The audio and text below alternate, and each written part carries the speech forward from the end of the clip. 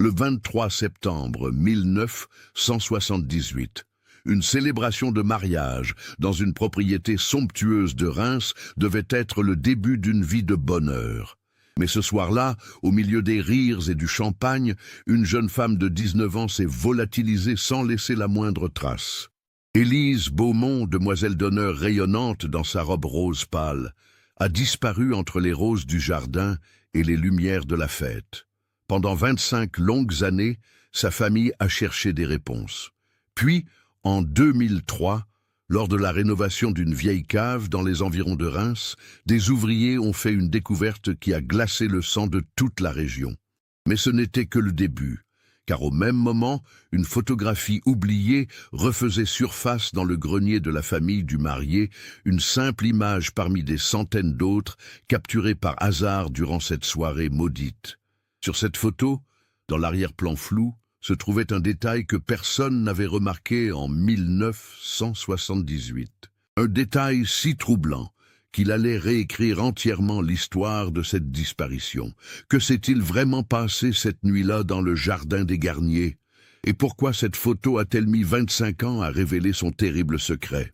Avant de continuer avec cette histoire perturbante, si vous appréciez les cas mystérieux réels comme celui-ci, abonnez-vous à la chaîne et activez les notifications pour ne manquer aucun nouveau cas. Maintenant, découvrons comment tout a commencé. Reims, située dans le département de la Marne, en région Champagne-Ardenne, est une ville au riche patrimoine historique. En 1978, la Cité des Sacres comptait environ 180 000 habitants et conservait son caractère élégant malgré les cicatrices encore visibles de la Seconde Guerre mondiale. Les boulevards larges bordés de platanes, les caves de champagne creusées dans la craie et les imposantes demeures du XIXe siècle dans le quartier de la Courlancy donnaient à la ville une atmosphère à la fois prospère et nostalgique. C'est dans ce quartier résidentiel prisé, avenue Jean Jaurès, que vivait la famille Garnier depuis 3 générations. Les Garnier possédaient une maison de maître avec un vaste jardin ceint de murs, typique de ces propriétés bourgeoises rémoises. Antoine Garnier, 27 ans, était le fils unique d'Édouard et Geneviève Garnier. Son père dirigeait une entreprise de négoce de champagne qui collaborait avec plusieurs grandes maisons de la région. La famille jouissait d'une réputation irréprochable dans les cercles d'affaires rémois. Margot Lefebvre avait grandi dans un milieu plus modeste, dans le quartier de Croix-Rouge.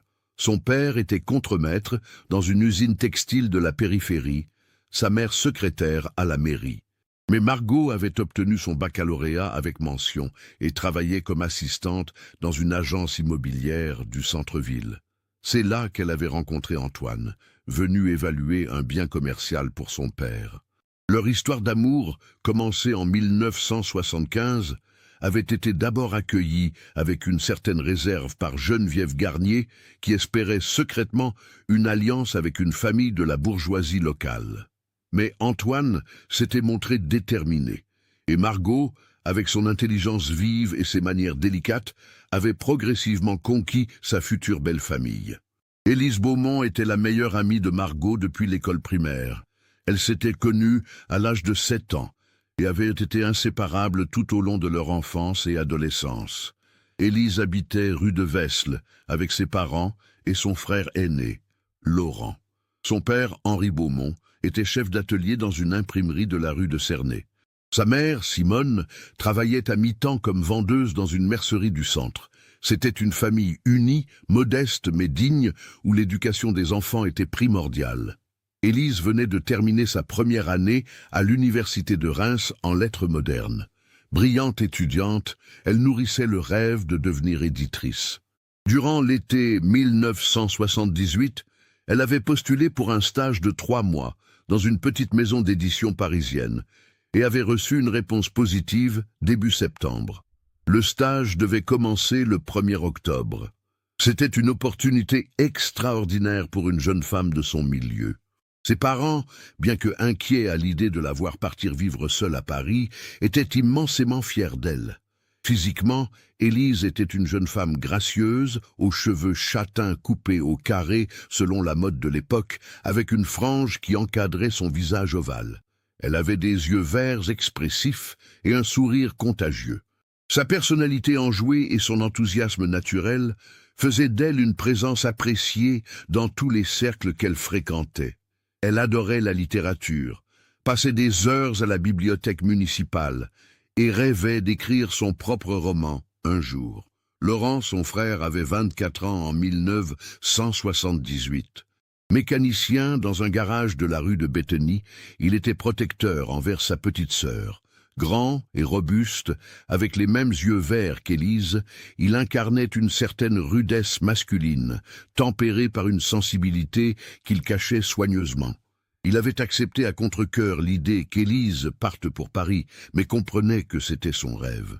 Le mariage de Margot et Antoine était prévu pour le 23 septembre, un samedi. La cérémonie religieuse aurait lieu à 14 heures à la cathédrale Notre-Dame de Reims, suivie d'une réception dans le jardin de la propriété des Garnier. 150 invités étaient attendus. Geneviève Garnier avait orchestré les préparatifs avec une précision militaire, engageant un traiteur réputé, un orchestre de jazz et Philippe Deschamps, un photographe professionnel qui travaillait régulièrement pour les familles aisées de Reims. Le samedi 23 septembre 1978 s'est levé sous un ciel voilé mais sec, une journée typique de début d'automne en Champagne. La température oscillait autour de 15 degrés, l'air portait cette odeur caractéristique de feuilles humides et de terre fraîche. Élise s'était réveillée à 7 heures du matin dans l'appartement familial rue de Vesle. Sa mère l'avait entendue fredonner dans la salle de bain, un signe de sa bonne humeur habituelle. À 8h30, elle avait pris son petit déjeuner avec ses parents, excitée à l'idée de la journée qui l'attendait. Elle leur avait parlé une fois de plus de son futur stage à Paris, des manuscrits qu'elle espérait lire, des auteurs qu'elle rêvait de rencontrer. Son père, Henri, avait souri en la voyant si enthousiaste, même s'il savait qu'il aurait du mal à accepter son départ. À 9h45, Élise était arrivée chez Margot, dans le petit appartement que la future mariée occupait encore rue de l'Université avant d'emménager avec Antoine. Elle avait aidé son amie à se préparer, écoutant ses dernières anxiétés de jeune mariée. Les deux amies avaient ri ensemble, pleuré un peu aussi, conscientes que ce jour marquait un tournant dans leur vie. La cérémonie à la cathédrale s'était déroulée sans accroc. Philippe Deschamps avait capturé chaque moment avec son Nikon professionnel, prenant des dizaines de clichés de la mariée radieuse dans sa robe blanche brodée de perles, du marié élégant dans son costume sombre et d'Élise dans sa robe rose pâle à manches courtes, tenant le bouquet de la mariée avec grâce.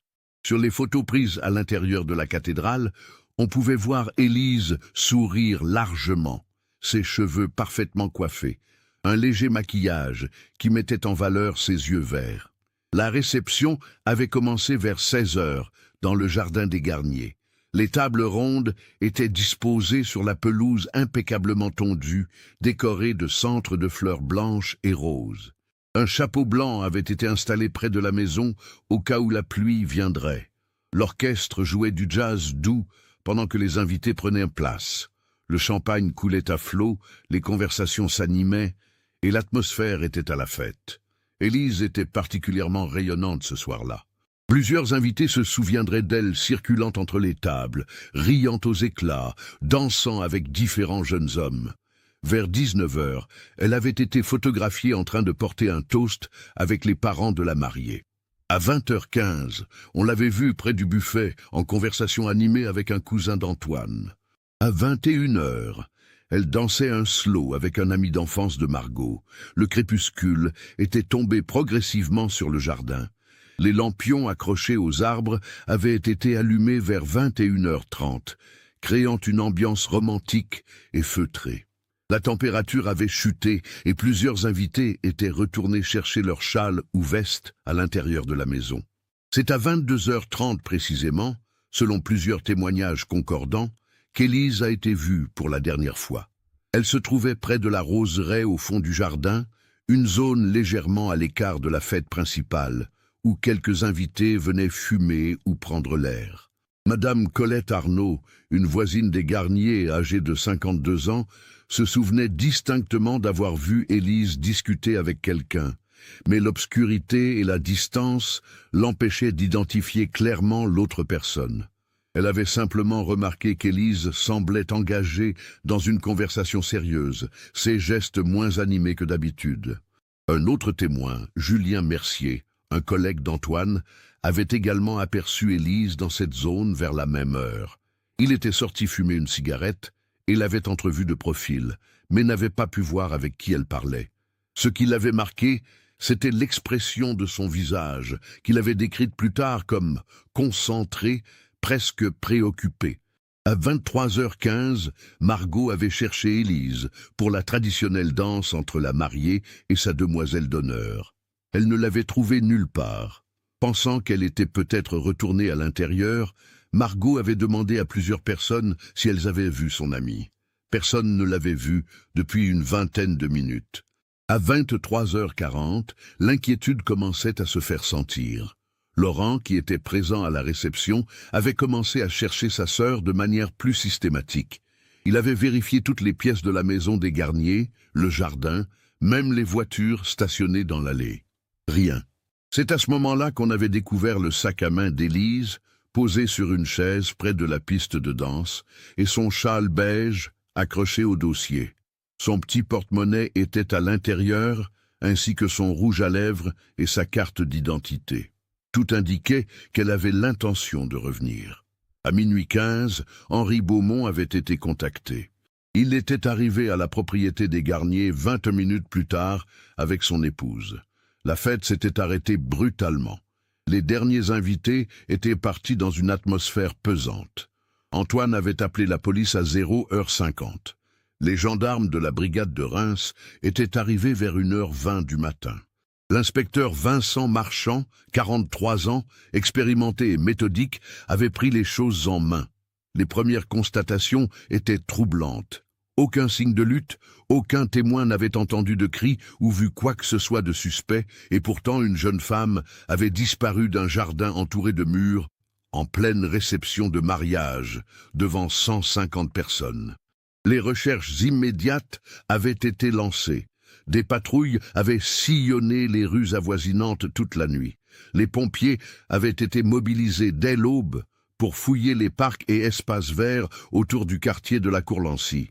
On avait interrogé tous les invités présents, tous les voisins, tous les commerçants des rues adjacentes. Personne n'avait rien vu, rien entendu d'inhabituel. Philippe Deschamps, le photographe, avait remis tous ses négatifs à la police.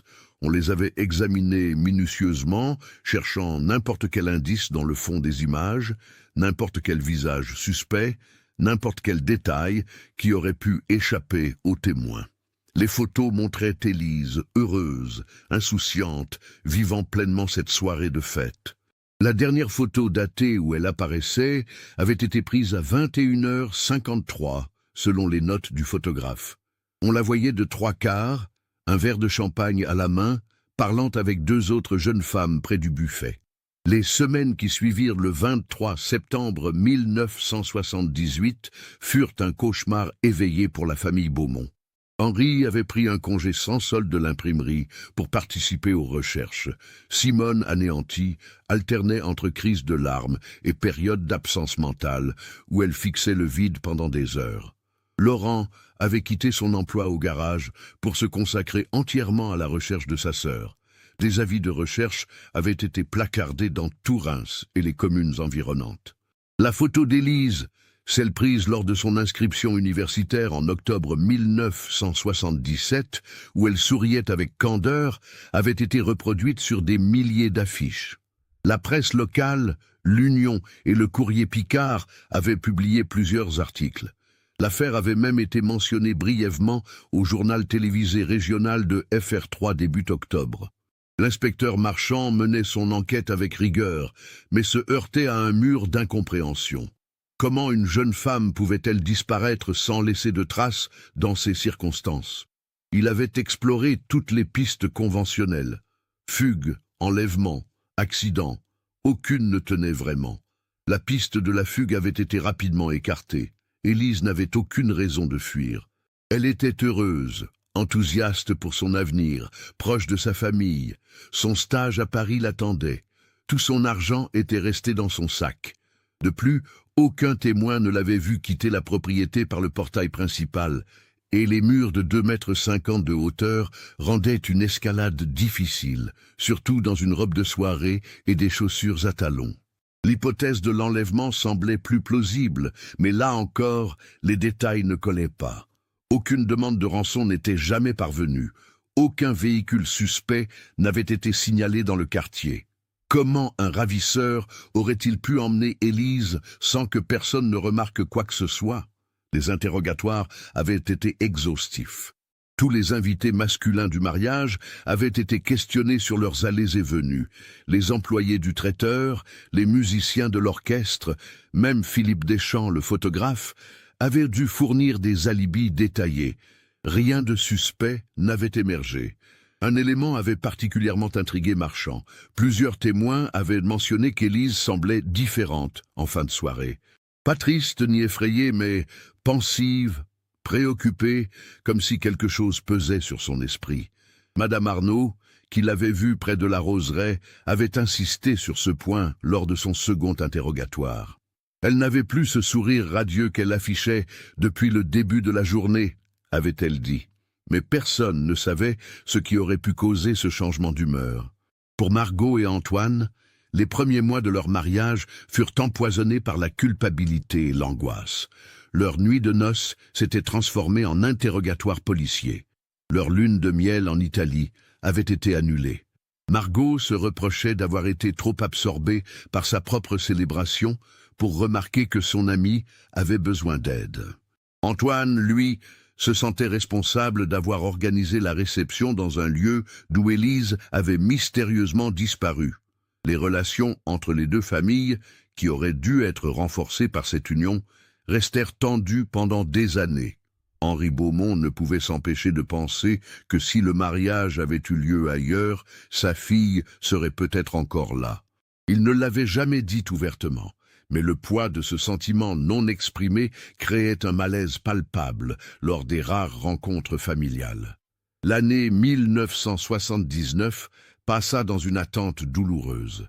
Chaque appel téléphonique faisait bondir Simone Beaumont. Chaque jeune femme aux cheveux châtains aperçue dans la rue faisait accélérer le cœur d'Henri. Laurent passait ses soirées à parcourir les rues de Reims, scrutant les visages, interrogeant les sans-abri, visitant les hôpitaux et les foyers. Son obsession de retrouver Élise consumait sa vie. Il avait perdu du poids, ses traits s'étaient durcis, et ses amis s'éloignaient progressivement, ne sachant plus comment l'aider. En 1980, l'inspecteur Marchand avait pris sa retraite. Le dossier Élise Beaumont était passé à un autre enquêteur, puis à un autre. Chaque nouveau responsable le revisitait avec un regard frais, mais arrivait toujours aux mêmes conclusions frustrantes. Il manquait l'élément crucial qui permettrait de comprendre ce qui s'était passé. La maison d'édition parisienne, qui devait accueillir Élise pour son stage, avait envoyé une lettre de condoléances à la famille en novembre 1978. Cette lettre, que Simone conservait dans une boîte avec les affaires de sa fille, était l'un des rappels les plus douloureux de tout ce qu'Élise ne vivrait jamais. En 1982, Margot donna naissance à une fille qu'elle prénomma Cécile. La petite apportait un peu de lumière dans la tristesse ambiante, mais Margot ne pouvait s'empêcher de penser qu'Élise aurait été la marraine parfaite. Chaque anniversaire de Cécile, chaque étape importante de sa vie était teintée de l'absence d'Élise. Les années 80 virent Reims se transformer. La ville se modernisait, de nouveaux quartiers surgissaient en périphérie. Le tramway disparaissait au profit des bus. Mais dans certaines familles, le temps s'était arrêté au 23 septembre 1978. Henri Beaumont était retourné travailler à l'imprimerie, mais n'était plus le même homme. Ses collègues le décrivaient comme un fantôme, accomplissant mécaniquement ses tâches. Simone avait dû être hospitalisée à 2 reprises pour dépression nerveuse.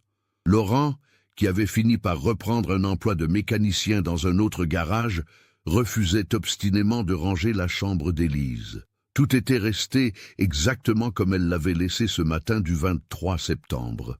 Ses livres sur l'étagère, ses vêtements dans l'armoire, son lit fait avec soin. Périodiquement, des théories ressurgissaient. En 1986, un inspecteur nouvellement affecté à l'affaire avait émis l'hypothèse qu'Élise aurait pu avoir une liaison secrète et s'être enfuie avec un amant. Cette suggestion avait profondément blessé la famille, qui la considérait comme une insulte à la mémoire de la jeune femme. Laurent avait failli en venir aux mains avec le policier. En 1989, un témoignage anonyme prétendait avoir vu une femme ressemblant à Élise dans une commune près de Châlons-en-Champagne. Des recherches avaient été menées, créant un bref moment d'espoir, vite anéanti quand il s'était avéré qu'il s'agissait d'une totale erreur d'identité. Margot et Antoine s'étaient installés dans une autre maison de Reims, ne supportant plus de vivre dans la propriété familiale où avait eu lieu le drame.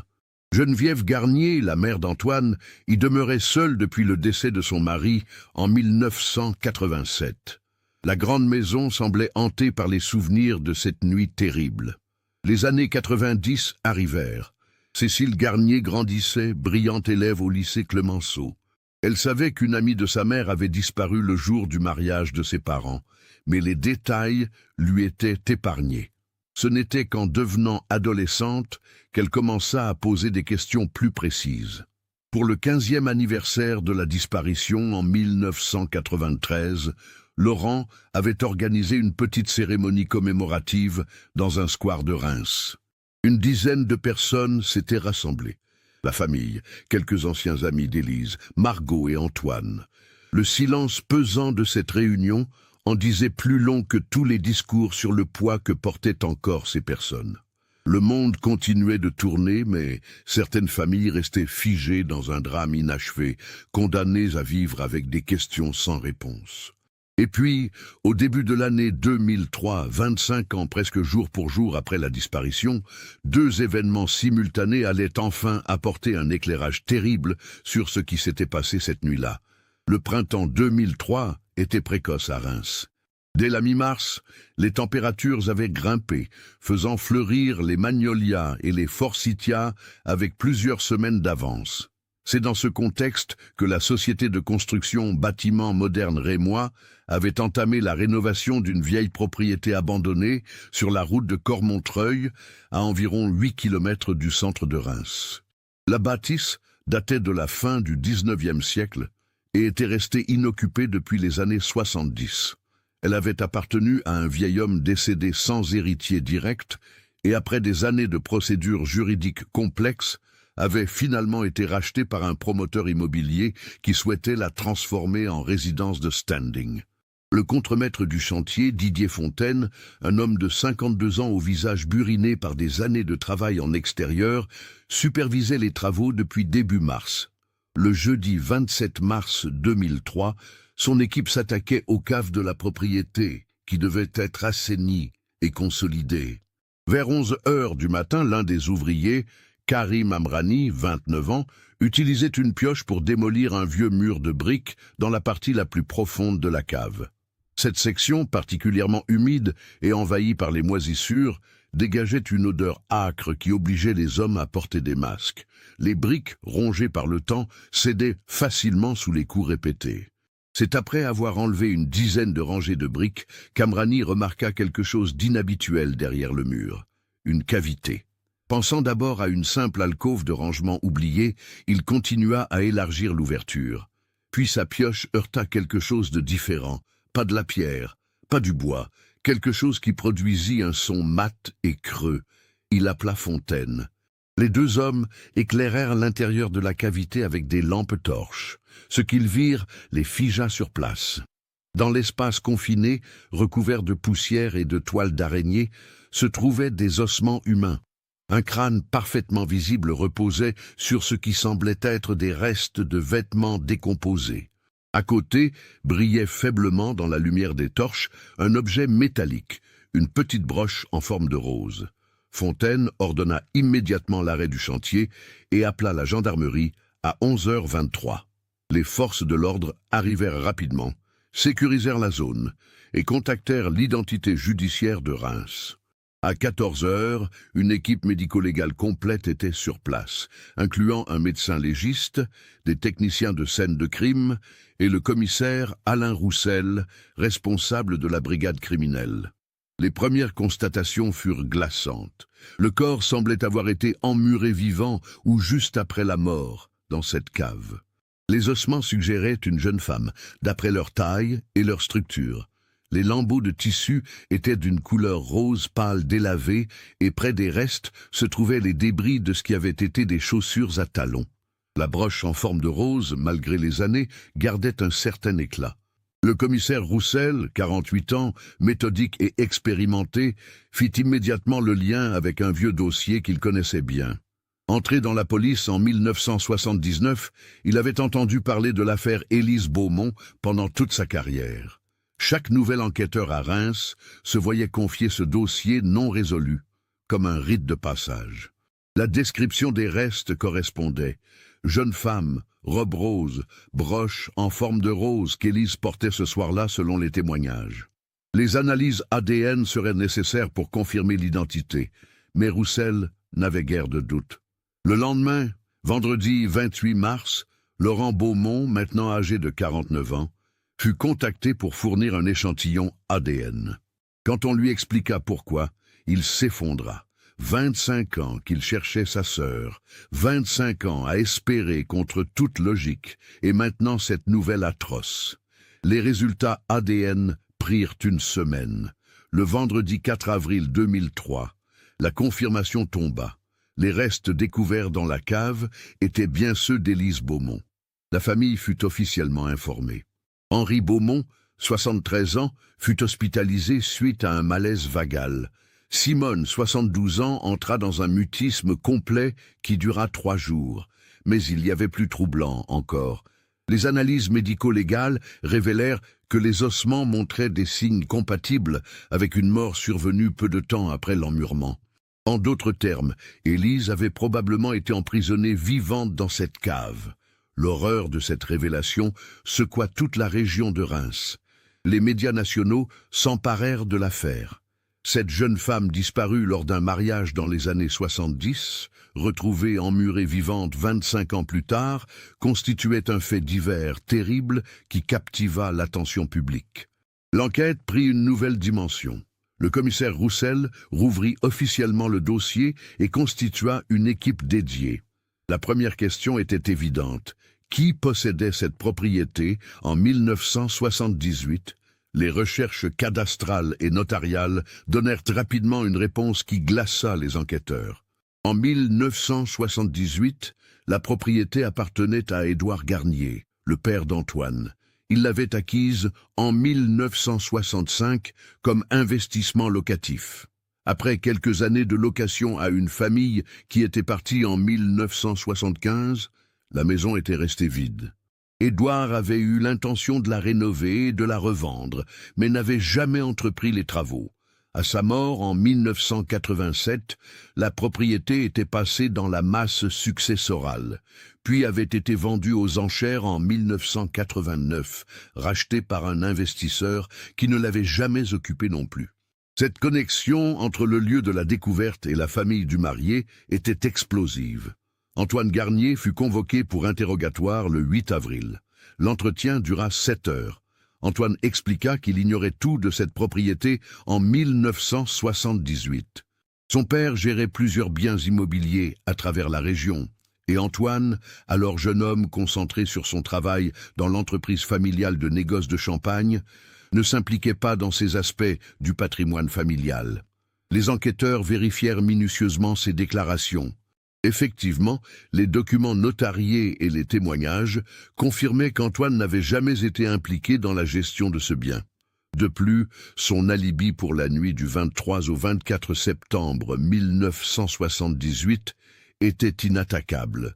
Il était resté à la propriété familiale, avenue Jean Jaurès, avec Margot, jusqu'à l'arrivée de la police, puis avait passé le reste de la nuit à participer aux recherches avec les gendarmes. Mais alors, Qui connaissait l'existence de cette cave abandonnée? Qui avait eu accès à la propriété? Et surtout, qui avait emmené Élise là-bas depuis le jardin des Garniers? C'est à ce moment précis, alors que l'enquête semblait patiner une fois de plus, qu'un second événement se produisit.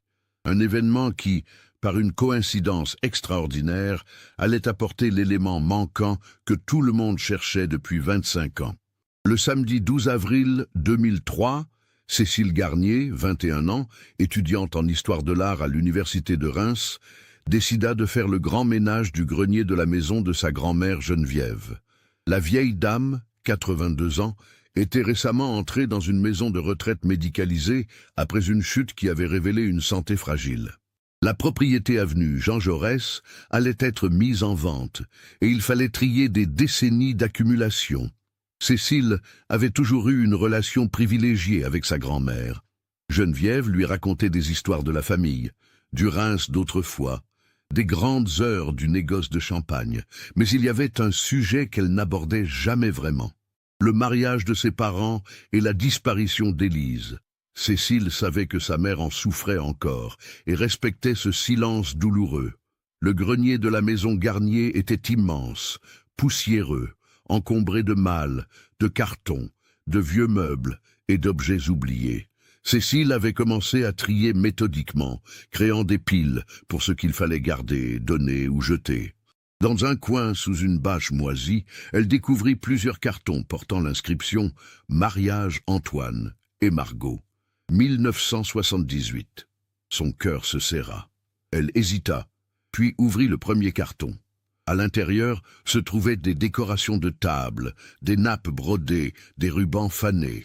Le deuxième carton contenait l'album photo officiel du mariage. Cécile le feuilleta avec émotion. Ses parents, si jeunes, si beaux, si insouciants dans ces images figées d'un passé qu'un drame allait bouleverser quelques heures plus tard. Le troisième carton était plus petit, fermé avec du ruban adhésif jauni. Cécile le trancha délicatement avec un cutter. À l'intérieur, elle trouva une enveloppe Kraft de format professionnel portant le tampon Philippe Deschamps, photographe, Reims. L'enveloppe contenait des dizaines de négatifs dans des pochettes en papier cristal et quelques tirages photographiques que Cécile ne reconnaissait pas de l'album officiel. Intriguée, elle examina les photos à la lumière de la lucarne du grenier. C'étaient des clichés du mariage, mais des moments moins formels, plus spontanés. Des invités riant autour d'une table, des enfants jouant sur la pelouse, l'orchestre en train de préparer ses instruments, des images qui n'avaient probablement pas été sélectionnées pour l'album principal parce qu'elles étaient techniquement imparfaites ou moins photogéniques. Et puis, au fond de la pile, Cécile tomba sur une photo qui attira immédiatement son attention. C'était un cliché pris de nuit, légèrement flou, probablement à cause d'un temps d'exposition trop long. On y voyait le jardin éclairé par les lampions, avec des silhouettes d'invités au premier plan. Mais ce n'était pas ce qui captait le regard. Au fond de l'image, près de la roseraie, dans une zone sombre que les lampions éclairaient à peine, on distinguait deux silhouettes. Cécile plissa les yeux. L'une des silhouettes portait une robe claire, qui semblait rose pâle même sur cette photo en noir et blanc. L'autre était un homme, impossible de distinguer clairement ses traits à cause de l'obscurité et du flou. Mais ce qui glaça Cécile, c'est que l'homme semblait avoir une main sur le bras de la femme, dans un geste qui ne paraissait pas amical. La posture de la femme suggérait qu'elle se reculait ou qu'elle était tirée. Cécile retourna la photo. Au dos, de l'écriture manuscrite du photographe, 22h35, jardin arrière, raté, flou de bouger. Le cœur de Cécile battait la chamade. 22h35, c'était exactement l'heure où Élise avait été vue pour la dernière fois près de la roseraie. Cette femme en robe rose, était-ce Élise? Et qui était cet homme? Sans réfléchir davantage, Cécile descendit précipitamment du grenier avec la photo. Elle appela immédiatement sa mère. Margot décrocha à la deuxième sonnerie. « Maman, j'ai trouvé quelque chose dans le grenier de grand-mère, une photo du mariage. Je crois que c'est Élise, et elle n'est pas seule. » Le silence au bout du fil dura plusieurs secondes. Puis, la voix de Margot, tremblante. « J'arrive. » 30 minutes plus tard, Margot était là. Ses mains tremblaient quand elle prit la photo. Ses yeux se remplirent de larmes. C'est elle, murmura-t-elle. C'est bien elle. Je reconnais la broche en forme de rose sur sa robe. Et l'homme? Demanda Cécile doucement. Margot secoua la tête. Je ne sais pas. C'est trop flou. Mais il faut donner ça à la police. Immédiatement. Le dimanche 13 avril à 9 heures du matin, Margot et Cécile se présentèrent au commissariat central de Reims, place du Forum. Elles demandèrent à parler au commissaire Roussel. Malgré le week-end, Roussel fut contacté chez lui et arriva 1 heure plus tard. Quand il vit la photo, ses yeux s'écarquillèrent. « Où avez-vous trouvé ça ?» demanda-t-il, avec une intensité qui trahissait son excitation professionnelle. Cécile expliqua. Roussel examina la photo sous tous les angles, puis la retourna et lut l'annotation du photographe. « 22h35 » répéta-t-il. « C'est la dernière fois qu'elle a été vue vivante. » Il appela immédiatement un technicien spécialisé en analyse photographique. « Je veux que cette image soit numérisée et améliorée avec tous les moyens technologiques disponibles. Je veux voir le visage de cet homme. » La photo fut traitée dans un laboratoire spécialisé à Châlons-en-Champagne. Les techniques de 2003, bien plus avancées que celles de 1978, permettaient d'améliorer considérablement la qualité des images floues. Les techniciens travaillèrent tout le lundi et le mardi, utilisant des logiciels de traitement d'images pour augmenter le contraste, réduire le flou et isoler les détails. Le mercredi 16 avril, les résultats arrivèrent. L'image améliorée était loin d'être parfaite, mais elle révélait des détails cruciaux. L'homme était grand, les cheveux noirs légèrement longs selon la mode de l'époque. Il portait un costume sombre. Son profil, bien que toujours partiellement obscurci, montrait un visage aux traits marqués, avec un nez proéminent. Et surtout, on distinguait maintenant clairement qu'il tenait fermement le bras d'Élise et qu'elle essayait de se dégager. Roussel convoqua tous les témoins encore vivants du mariage de 1978. Il leur montra l'image améliorée. La plupart ne reconnurent personne. 25 ans avaient passé, l'image restait imparfaite, et beaucoup d'invités ne se connaissaient pas tous entre eux, mais une personne reconnut l'homme.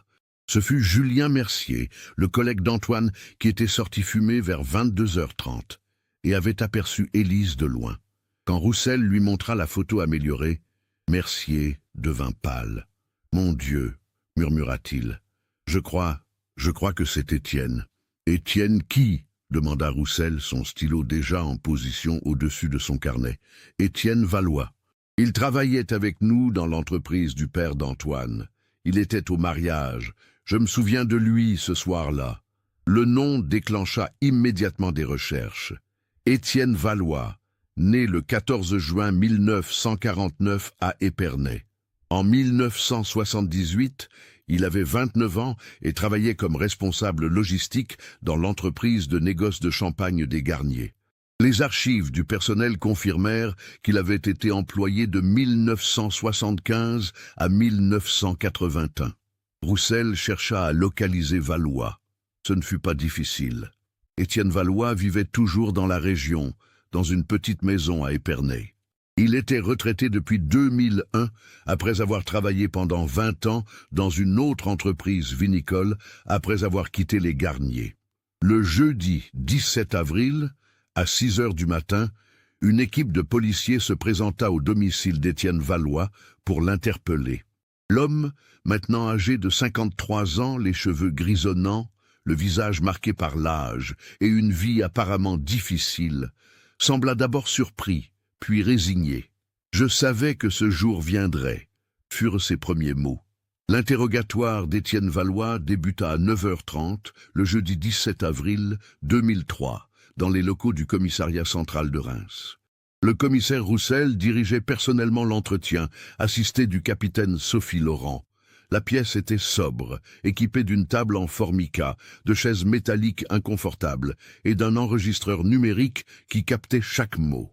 Valois s'assit lentement, ses mains posées à plat sur la table. Il ne demanda pas d'avocat. Quand Roussel lui rappela ses droits, il hocha simplement la tête et dit « Je vais tout vous raconter. Il est temps. » Le commissaire plaça la photographie améliorée devant lui. « C'est vous sur cette image, n'est-ce pas ?» Valois la regarda longuement.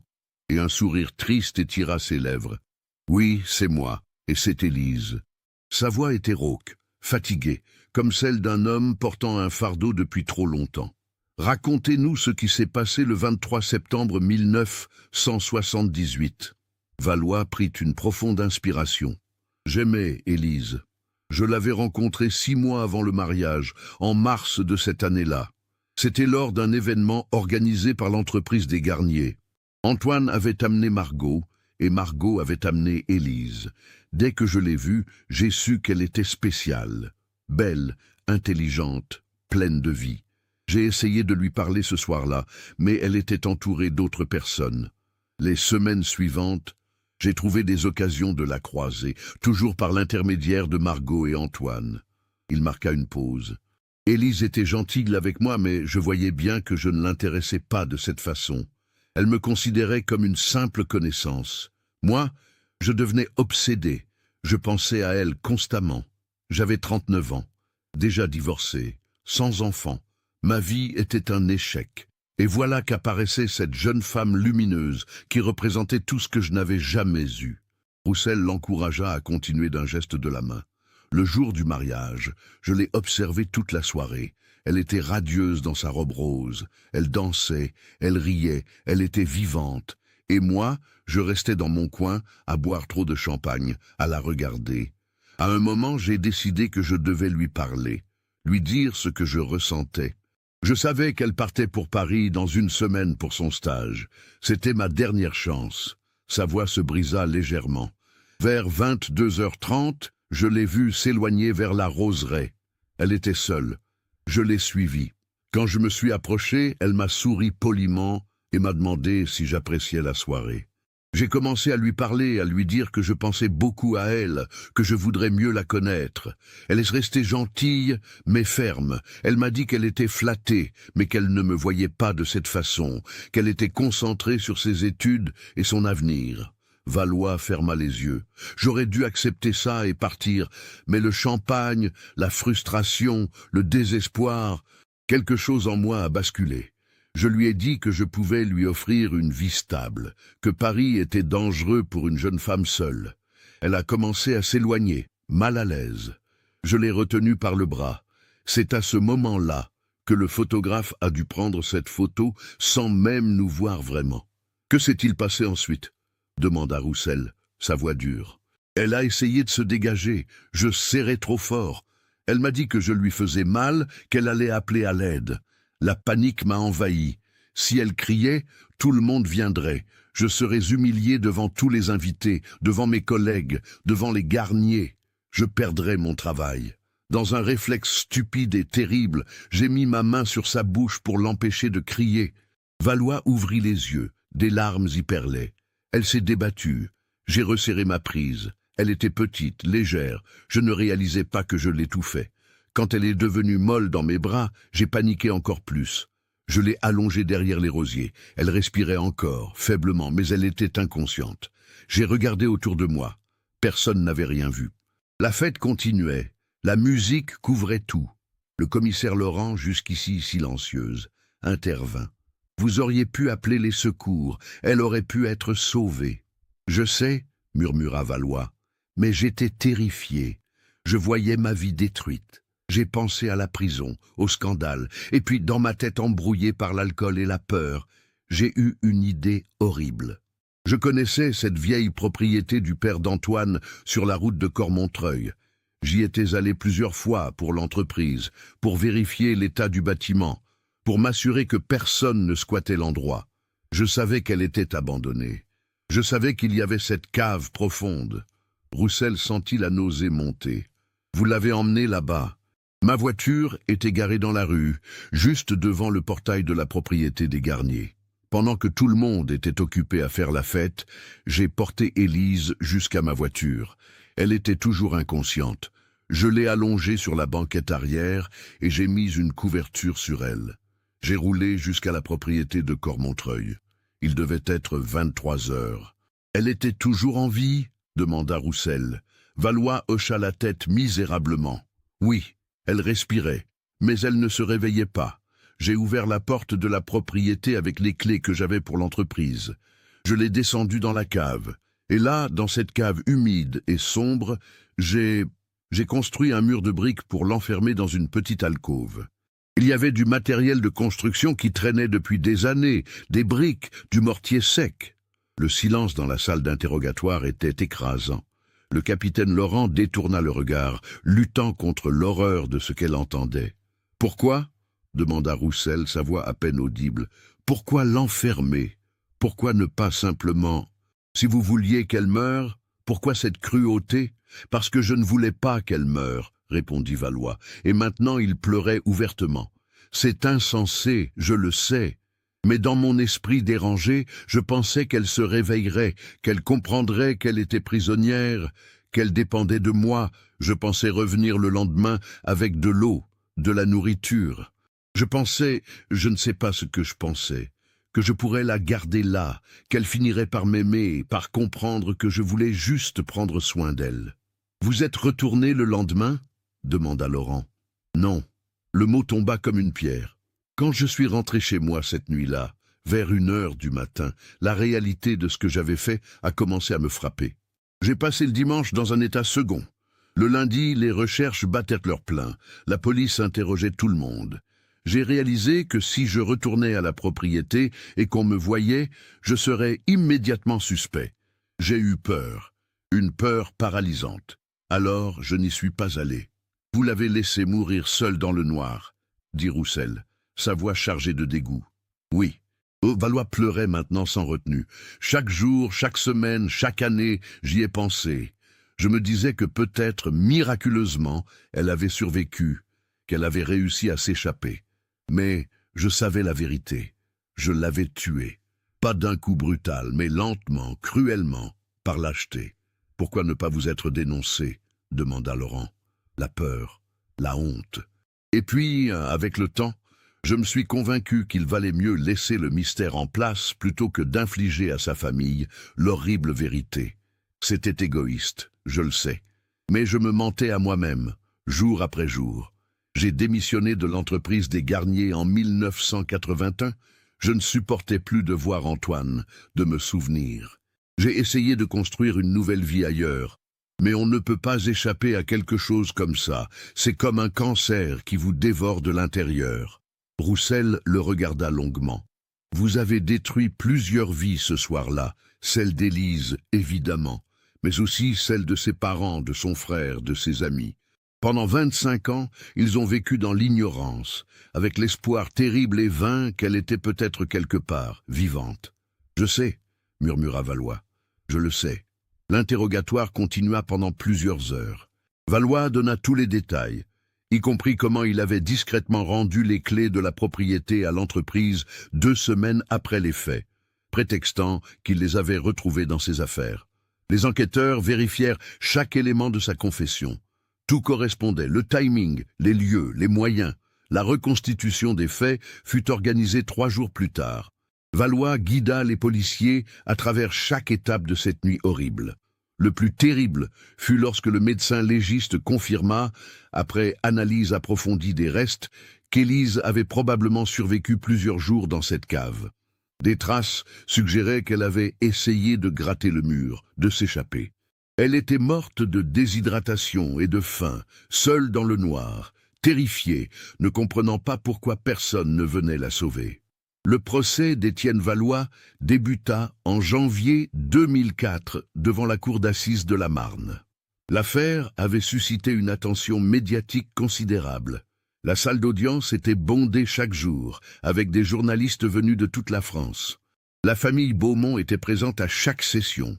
Henri Beaumont, maintenant âgé de 74 ans, semblait avoir vieilli de 10 ans en quelques mois. Simone, à ses côtés, gardait un visage de marbre, ses mains agrippant celles de son mari. Laurent était assis derrière eux, le regard fixé sur l'accusé avec une intensité qui faisait froid dans le dos. Margot et Antoine Garnier assistèrent également au procès, accompagnés de Cécile. Le sentiment de culpabilité qui les habitait était palpable. Si seulement ils avaient mieux surveillé les invités. Si seulement ils avaient remarqué qu'Étienne Valois s'éclipsait. Si seulement la photo avait été développée et examinée à l'époque, La défense de Valois ne chercha pas à nier les faits. Son avocat plaida l'absence de préméditation, l'état d'ébriété et surtout, il insista sur le fait que Valois n'avait pas eu l'intention initiale de tuer Élise. C'était, selon lui, une série de décisions catastrophiques prises dans la panique, aggravées par la lâcheté. Le procureur, Catherine Dumont, fut implacable. Elle démontra que même si le geste initial n'était pas prémédité, l'acte d'emmurer Élise vivante constituait un acte réfléchi, cruel et inexcusable. Cet homme a fait le choix, pendant des heures, de construire un mur brique par brique, sachant qu'il emprisonnait une jeune femme innocente. Il a eu tout le temps de changer d'avis, d'appeler les secours. Il ne l'a pas fait. Pire encore, il l'a abandonnée à une mort lente et terrifiante. Les témoignages furent déchirants. Laurent Beaumont prit la parole, sa voix brisée par l'émotion. Ma sœur avait toute la vie devant elle. Elle voulait devenir éditrice. Elle voulait découvrir le monde, lire des milliers de livres, peut-être écrire le sien. Cet homme lui a volé tout ça. Mais plus encore, il l'a condamnée à une mort que personne ne mérite. Elle est morte seule, dans le noir, en ayant peur, en ne comprenant pas pourquoi. Cette pensée me hante chaque nuit. Margot témoigna également, expliquant combien Élise était importante pour elle, combien elle s'en voulait de ne pas avoir remarqué qu'elle était en danger ce soir-là. Elle était ma meilleure amie depuis l'enfance. Elle devait être la marraine de mes enfants. À la place, mon mariage est devenu synonyme de tragédie. Chaque anniversaire de mariage me rappelle non pas le bonheur de ce jour, mais l'horreur de ce qui s'est passé. Les experts psychiatriques qui avaient examiné Valois présentèrent leurs conclusions. L'accusé souffrait d'un trouble de la personnalité, mêlant traits narcissiques et obsessionnels. Cependant, il était pleinement responsable de ses actes. Il comprenait la différence entre le bien et le mal, et avait fait des choix conscients à chaque étape. Le moment le plus bouleversant du procès fut lorsque le médecin légiste expliqua en détail ce qu'avait vécu Élise durant ces derniers jours. Il décrivit, avec une précision clinique mais non dénuée d'humanité, comment la déshydratation affecte le corps, comment la faim tenaille, comment la peur et le désespoir s'installent. Plusieurs personnes dans la salle fondirent en larmes. Valois lui-même baissa la tête, incapable de supporter ces révélations. Le verdict tomba le 15 mars 2004. Le jury déclara Étienne Valois coupable de séquestration ayant entraîné la mort, avec circonstances aggravantes. La peine, 25 ans de réclusion criminelle. En entendant le verdict, Valois ne réagit pas. Il savait qu'aucune peine ne pourrait effacer ce qu'il avait fait. Pour la famille Beaumont, le verdict apportait une forme de justice, mais pas de véritable soulagement. Henri confiera plus tard à un journaliste « Savoir ce qui s'est passé est à la fois un soulagement et une torture. Pendant 25 ans, nous avons imaginé toutes sortes de scénarios. La réalité est pire que tout ce que nous aurions pu imaginer. » Simone Beaumont ne parla jamais publiquement après le procès. Elle se retira dans un silence digne, refusant les interviews, préférant garder ses souvenirs d'Élise telle qu'elle était, joyeuse, pleine de vie, débordante de rêves. Laurent consacra les années suivantes à militer pour l'amélioration des procédures d'enquête dans les cas de disparition. Il créa une association en mémoire de sa sœur, visant à soutenir les familles de personnes disparues et à sensibiliser le public à ces drames. Élise ne peut plus réaliser ses rêves, disait-il souvent, mais son histoire peut au moins servir à aider d'autres familles. Margot et Antoine vendèrent la propriété avenue Jean Jaurès. Trop de souvenirs douloureux y étaient attachés. Ils s'installèrent dans une ville voisine, cherchant un nouveau départ, tout en sachant qu'ils porteraient toujours le poids de cette nuit.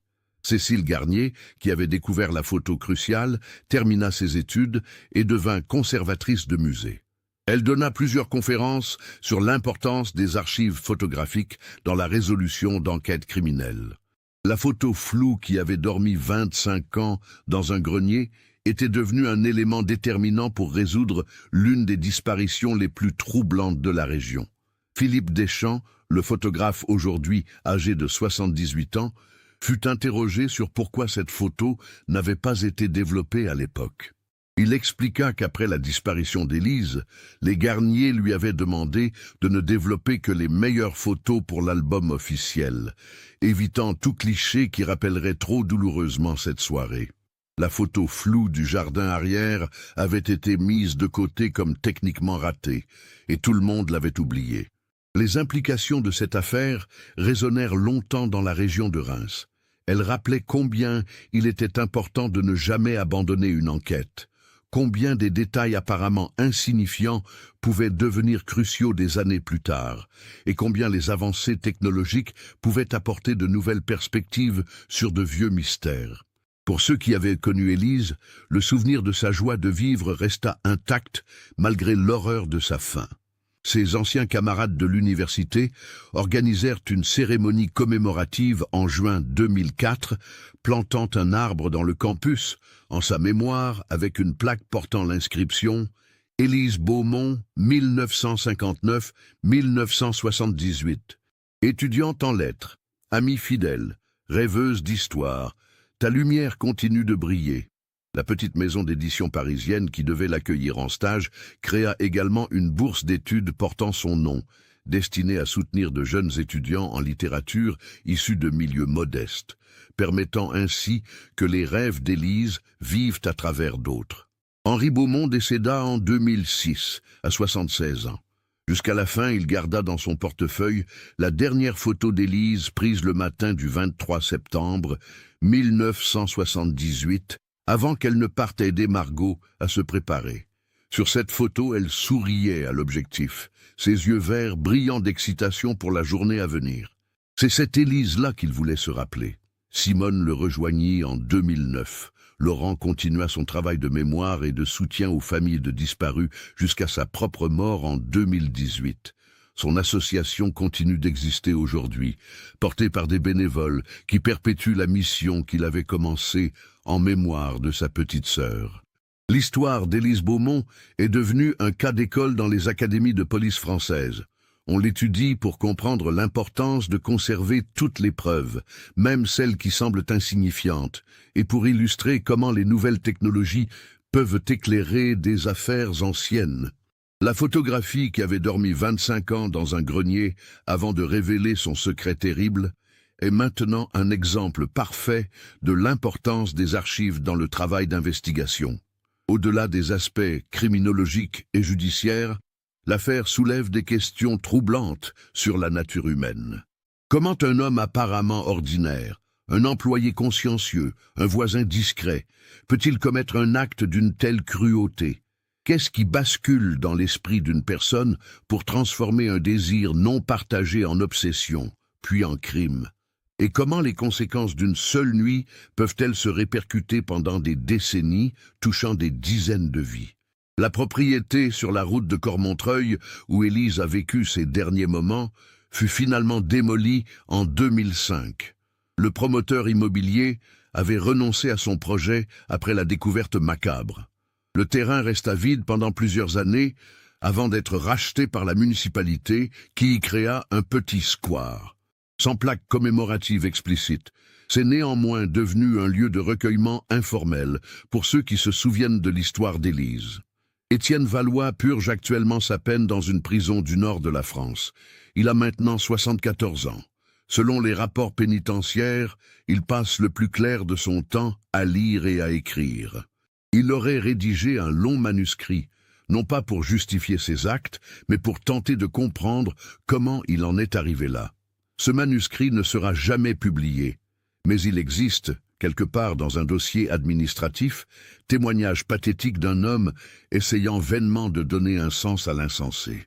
Cette histoire nous rappelle que derrière chaque disparition se cache un être humain avec des rêves, des espoirs, une famille qui l'aime. Elle nous montre aussi que la vérité, même terrible, est préférable au tourment de l'incertitude. Le courage de Cécile Garnier de ne pas ignorer une simple photographie floue a permis à une famille de finally avoir des réponses après 25 ans d'attente. Avez-vous remarqué les signes tout au long de cette histoire ?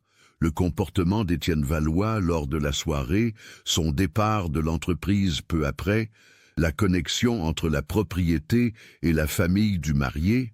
Partagez vos réflexions dans les commentaires. Si cette investigation approfondie vous a touché, n'oubliez pas de vous abonner à la chaîne et d'activer les notifications pour ne manquer aucun nouveau cas. Laissez un like si cette histoire vous a marqué et partagez-la avec quelqu'un qui s'intéresse aux mystères résolus après des années d'attente. N'oubliez jamais, chaque détail compte et il n'est jamais trop tard pour la vérité.